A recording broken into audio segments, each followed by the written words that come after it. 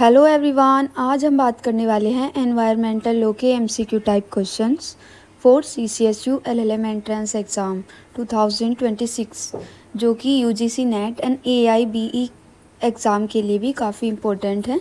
सबसे पहले हम बात कर लेते हैं evolution of core environmental statutes, कैसे एनवायरमेंटल लॉ का इवोल्यूशन हुआ था।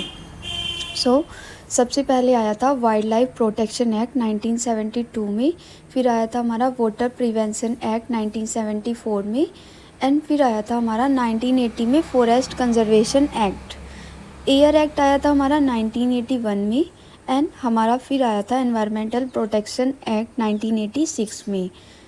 ओके, एंड हमारा जो एनवायरमेंटल लॉ है डीपीएसपी में भी दिया गया है पार्ट 4 में, एंड जो कि आर्टिकल 48 ए में डिफ़ाइन है। आर्टिकल 51 ए क्लोज जी में हमारा इसके बारे में दे रखा है फंडामेंटल ड्यूटी, जो कि हर एक सिटीज़न की ड्यूटी होती है कि वो नेचुरल एनवायरनमेंट को प्रोटेक्ट करे।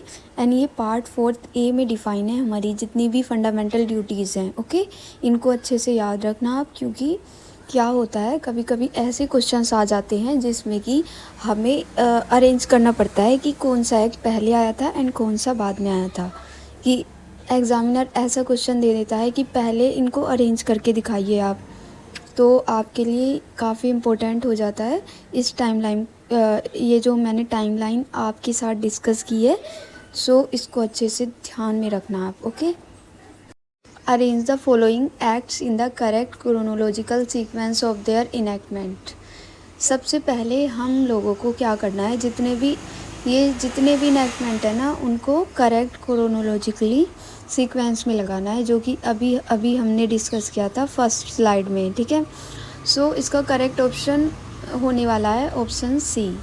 इसमें आ जाएगा हमारा सबसे पहले आया था हमारा वाइल्ड लाइफ प्रोटेक्शन एक्ट 1972 में, उसके बाद वाटर एक्ट आया था 1974 में, फिर आया था फॉरेस्ट एक्ट 1980 में, एयर एक्ट आया था हमारा 1981 में, उसके एक साल बाद फिर आया था हमारा एनवायरनमेंट प्रोटेक्शन एक्ट 1986। ठीक है, under which article of the Indian constitution were the environment protection act 1986 and the air act 1981 enacted by the parliament.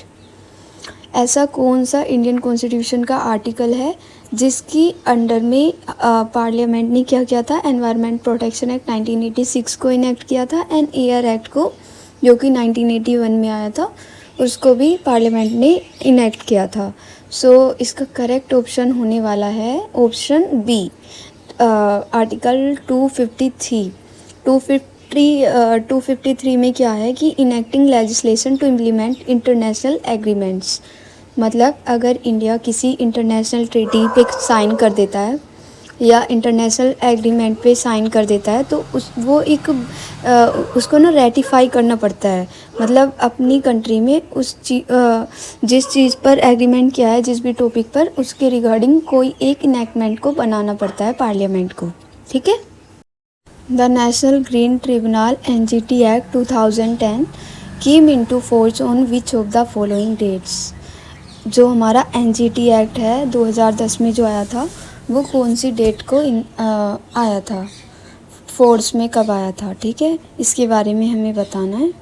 Friends, इसका करेक्ट ऑप्शन है ऑप्शन सी, 18 अक्टूबर 2010 में इन्फोर्स्ड हुआ था हमारा NGT act 2010। Which of the following is specifically mentioned in Schedule 2 of the National Green Tribunal Act 2010? आपको इसका correct option बताना है। ठीक है, Which of the following is specifically mentioned?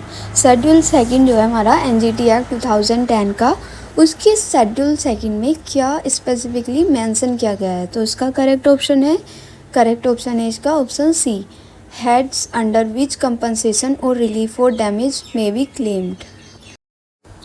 What is the penalty for failing to comply with the orders of the tribunal under section 26 of the NGT Act 2010? क्या penalty है अगर हम फेल हो जाते हैं कंप्लाई करने से, जो NGT एक्ट के अंडर में सेक्शन 26 में ट्रिब्यूनल ने ऑर्डर दिया है और उस ऑर्डर को हम कंप्लाई करने से फेल कर रहे हैं तो हमें क्या पेनल्टी मिल सकती है। सो इसका करेक्ट ऑप्शन है option A, imprisonment up to 3 years और फाइन अप टू 10 करोड़ और बोथ। मतलब 10 करोड़ का फाइन भी लग सकता है और 3 साल की इम्प्रिजनमेंट भी हो सकती है एंड दोनों भी हो सकती है, ठीक है। The term environment has been defined under which specific section of the environment protection act 1986। Environment जो हमारी टर्म है वो कौन से सेक्शन में डिफाइन है, एनवायरमेंट प्रोटेक्शन एक्ट 1986 के। सो इसका करेक्ट ऑप्शन है ऑप्शन ए, सेक्शन 2 क्लोज ए में हमारा एनवायरमेंट टर्म डिफाइन है EPA के, ठीक है। Under section 19 of the environment protection act 1986, environment protection act 1986 का जो सेक्शन 19 है उसमें क्या नोटिस पीरियड का जो टाइम है, कितना टाइम रिक्वायर्ड होता है सर्व करने के लिए किसी पर्सन के अगेंस्ट में अगर हम क्रिमिनल कंप्लेंट फाइल कर रहे हैं सेंट्रल गवर्नमेंट या फिर कोई भी सेंट्रल गवर्नमेंट के अंडर में जो बोर्ड है उसको कितना टाइम पहले नोटिस सर्व करना पड़ेगा उस पर्सन को।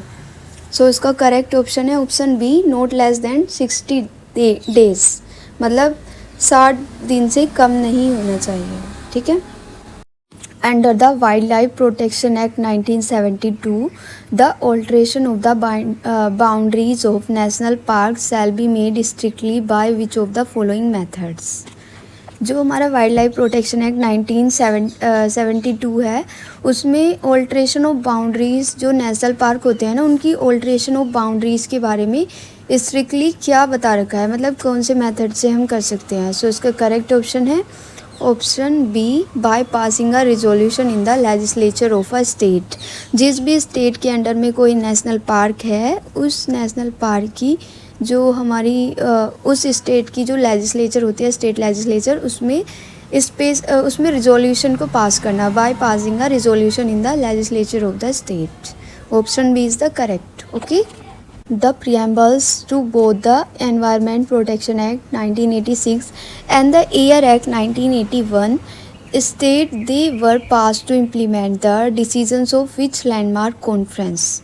मतलब जो हमारा Environment Protection Act 1986 है एंड जो हमारा Air Act 1981 है, air prevention and I think air pollution and prevention act, कुछ इस टाइप से इसकी फुल फॉर्म है, आप देख लेना, ठीक है।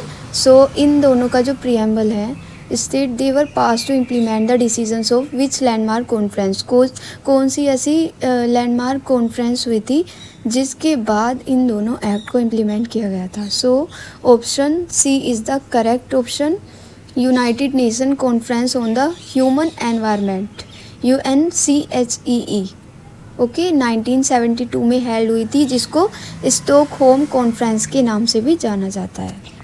Provisions relating to drinking water are specifically contained under which schedule of the constitution of India 1950। जो हमारा कॉन्स्टिट्यूशन ऑफ इंडिया है उसमें कहाँ पर स्पेसिफिकली मेंशन किया गया है, कौन से शेड्यूल में प्रोविज़न दे रखे हैं ड्रिंकिंग वाटर के रिगार्डिंग। तो इसका करेक्ट ऑप्शन है ऑप्शन सी, शेड्यूल 11, ठीक है। The monumental earth summit United Nations conference on environment and development was held on which date and at which location, ठीक है। आपको बताना है कि जो अर्थ समिट हुई थी हमारी United Nations conference on environment and development, वो कहाँ पर हेल्ड हुई थी, कौन सी डेट को हेल्ड हुई थी, ठीक है। अर्थ समिट बहुत इंपॉर्टेंट है, यहाँ से क्वेश्चन ज़रूर आएगा CCSU LLM एंट्रेंस एग्ज़ाम में। सो इसको अच्छे से ध्यान में रखना। Option C is the correct option. So 21 June को हेल्ड हुई थी अर्थ समिट हमारी, 1992 में हेल्ड हुई थी एट रियो दी जेनेरो, यहाँ पर हेल्ड हुई थी। थोड़ा नेम थोड़ा आपको डिफरेंट लगेगा बट आपको याद रखना है, ठीक है, यहाँ से क्वेश्चन बन सकता है। सो हमारा नेक्स्ट क्वेश्चन है the bone convention enforced in 1983 is primarily associated with which of the following environmental objectives। जो हमारा बोन कन्वेंशन है ना वो 1983 में तो हमारा एनफोर्स हुआ था, ठीक है, जो कि प्राइमरीली एसोसिएटेड है एनवायरमेंटल, कौन से एनवायरमेंट के ऑब्जेक्टिव से एसोसिएटेड है। सो इसका करेक्ट ऑप्शन है option C, convention on migratory species, ठीक है। Option C is the correct option. The Basel Convention is fundamentally associated with which critical global environmental issue? जो बेसल कन्वेंशन है वो fundamentally associated है कौन सी क्रिटिकल ग्लोबल एनवायरमेंटल इशू से? तो इसका करेक्ट ऑप्शन होने वाला है option B, control of transboundary movements of hazardous wastes and their disposal. The Montreal protocol, Montreal protocol के बारे में आप सबने सुना होगा, कहीं ना कहीं पढ़ा होगा, ठीक है। सो वो एक इंटरनेशनल ट्रीटी है, ये सब आपको पता है। तो वो एक्सप्लिसिटली रिलेटेड है प्रोटेक्शन एंड मैनेजमेंट, मतलब किस चीज़ के रिगार्डिंग वो प्रोटेक्शन एंड मैनेजमेंट का वर्क करती है। सो इसका करेक्ट ऑप्शन है हमारा option B, the ozone layer, ठीक है। The polluter pays principle (PPP) was formally incorporated and emphasized in which principle of the Rio Declaration on Environment and Development 1992? जो Rio declaration on environment and development 1992 हुआ था, उसका कौन सा principal था जो PPP के बारे में फॉर्मली बात करता था? Was formally incorporated and emphasise in which principle of Rio declaration? So इसका करेक्ट ऑप्शन है option D, principle 16 of the Rio declaration, ठीक है। In environmental jurisprudence the term greenhouse effect legally and scientifically refers to. Environmental jurisprudence में जो term है greenhouse effect, वो legally and scientifically refers to, क्या refer करता है? Greenhouse effect. So इसका करेक्ट ऑप्शन है increase in atmospheric temperature due to greenhouse gas concentration. जब ग्रीन हाउस गैस का कंसनट्रेशन होता है उसकी वजह से जो इंक्रीज़ हो जाता है एटमॉस्फेरिक टेम्परेचर, ठीक है।